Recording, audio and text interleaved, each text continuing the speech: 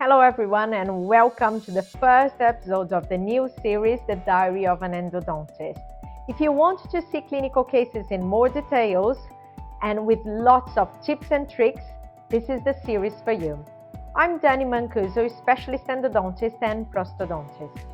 In this series, I'm going to show you different topics of endodontics and restorative dentistry through clinical cases that me and my specialist team see in our two specialist endodontic practice here in England.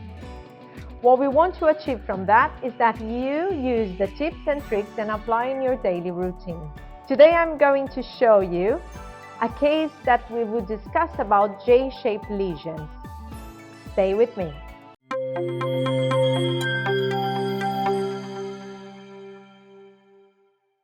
It's so good to see you here.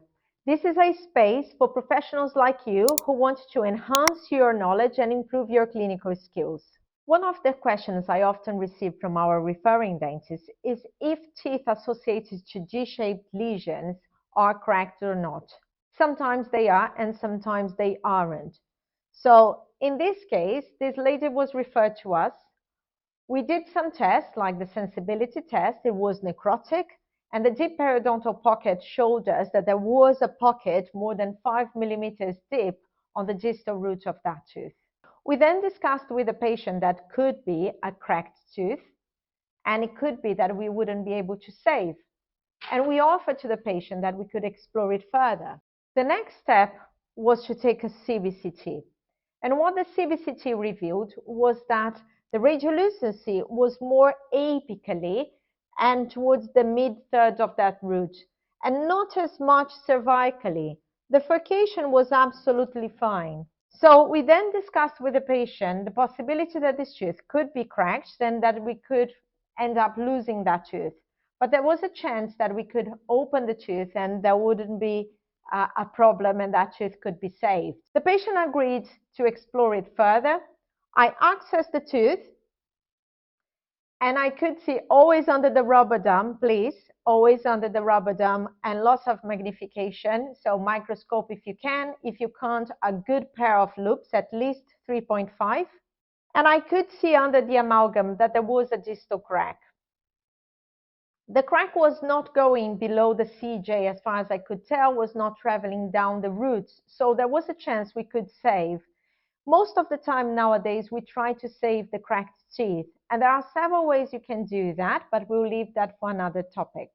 We carried on with the treatment, and in cases like that, we could have finished in one visit. And to be honest, I prefer to finish in a single visit, because then you advise the patient to go for a crown, and there is less risks of fracture in the interim treatment.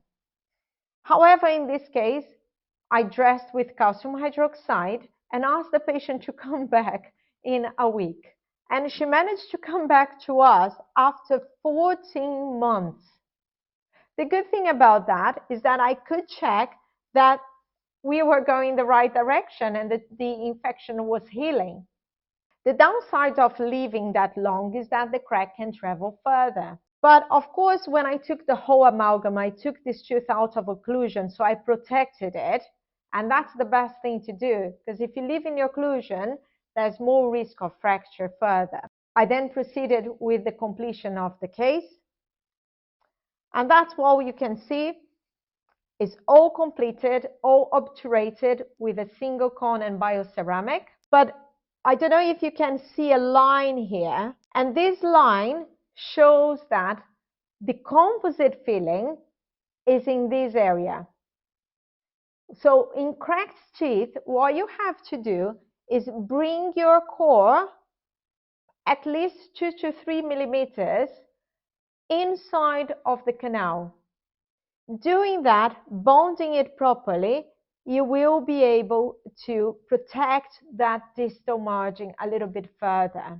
The tooth had a small crack, so to protect that tooth, I decided to remove the whole distal and just bond a nice composite filling to go under the crown. I hope you have enjoyed our first episode and have learned something from it that you could apply in your daily routine. If you want me to discuss any further case, Just put in the comments below.